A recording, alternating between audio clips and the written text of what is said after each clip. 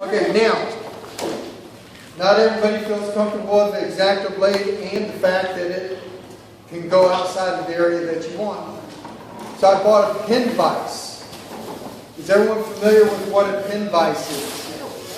Typically a handheld drill or whatever. These are nice because you got 4 different collets in it. Okay? One for each side. It's double-ended. I went on the internet and I found it for $4. You can get it at Bonnie's Arizona Gourds for I think $5. You know, it's worth it. You know, you can't hurt these things. Next, I have, these are scroll saw blades. You can get them everything from a 1/4 inch wide to something that's like almost like a needle. You know, and I'll have these around. You can feel the teeth on that. Put that in the vise. You don't need anything long because you're only going through the gourd of the shell. You know, but so you stick it in there and you can just saw your way through into whatever shape or pattern that you want. Okay?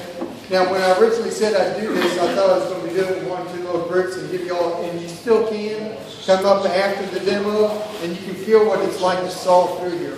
I would burn this one, the lines, so that you can see here and follow along the cut. Okay? In this particular case, you almost have to use an X-Acto blade, you know, to start your cut. Because this one's going around a corner. So you're going to have to stab on either side of that corner because this blade's not going to turn around that corner. You know, you're not going to get a 90 degree. So if you take an X-Acto blade and you cut into it, then you've got a starting point for your blade to go in and cut along that line. The pros and cons of these, I'll make it really fast and all. I've got 8 minutes left. The pros and cons, a real skinny blade allows you to get around all the tight curves and details that you want.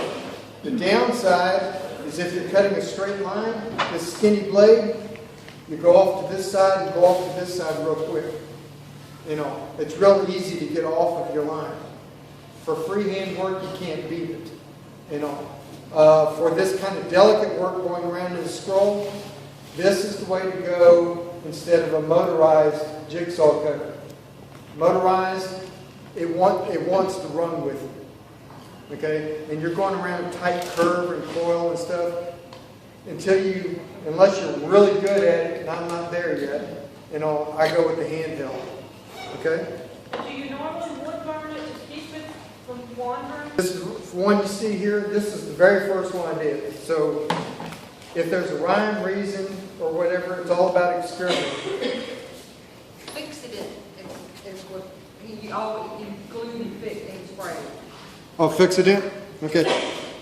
This glue here, did he start from the center or from the outside? You start on the inside of the gourd. You got to go from the inside. Right. And you started at the very outside where you started your You started your cut. Uh-huh. Okay. There's another way you can do that too. Like she said, he glued his from the inside. Okay, sometimes you're not going to have that room to get that bottle in there to do that. Okay, I've learned that yes, you can glue it on the outside.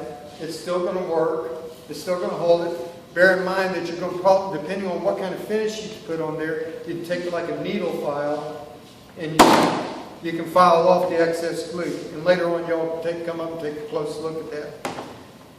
Something else to bear in mind is what are you going to do with this cord?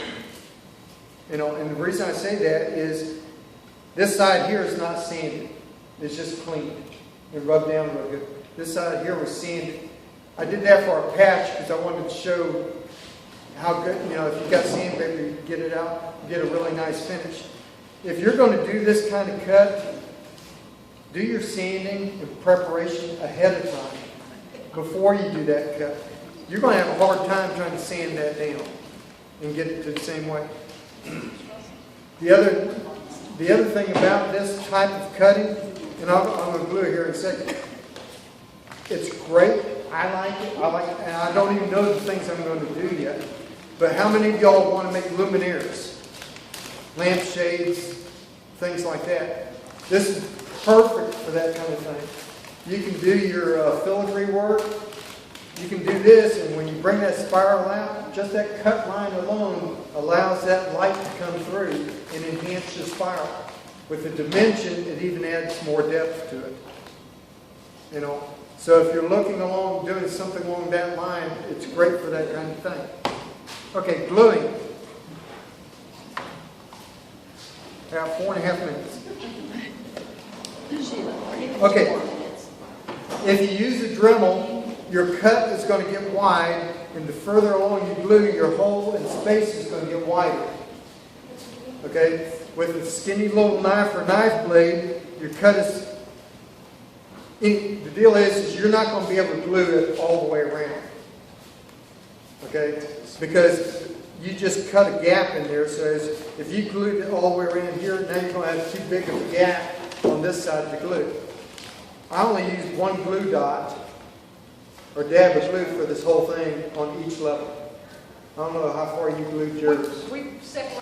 Give it a little bit, and it's held. That's in place. Now you work yourself, and see the gap I've got there? Now you work that spiral again, and I'm just going to jump up here to this one.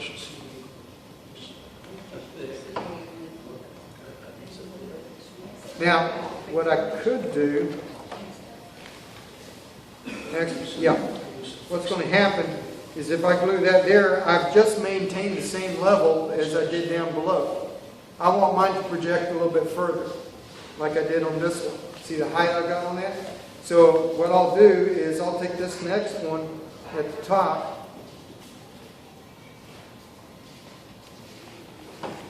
I put way more glue than I needed. Glue that, hold it, and about 10-15 seconds later it's glued in place. There. Can you see the levels? And then you just work your way around the spiral. When you get down to that center, I'll take like an X-Acto blade and I'll pull from underneath and above to separate that out. And then I'll glue that in place, that one in place.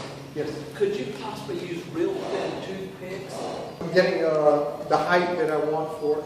And if I wanted to use it as a lampshade, I don't want to fill in those gaps. Okay?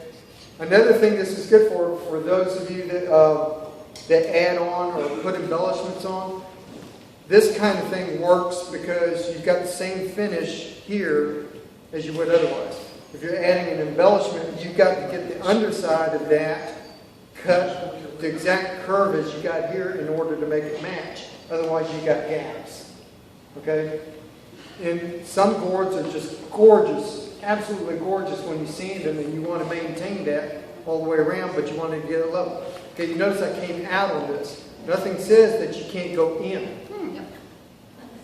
Now, if you do it right and you take a little patience, you can do in and out. Okay? And you can create your designs where they're going in and out.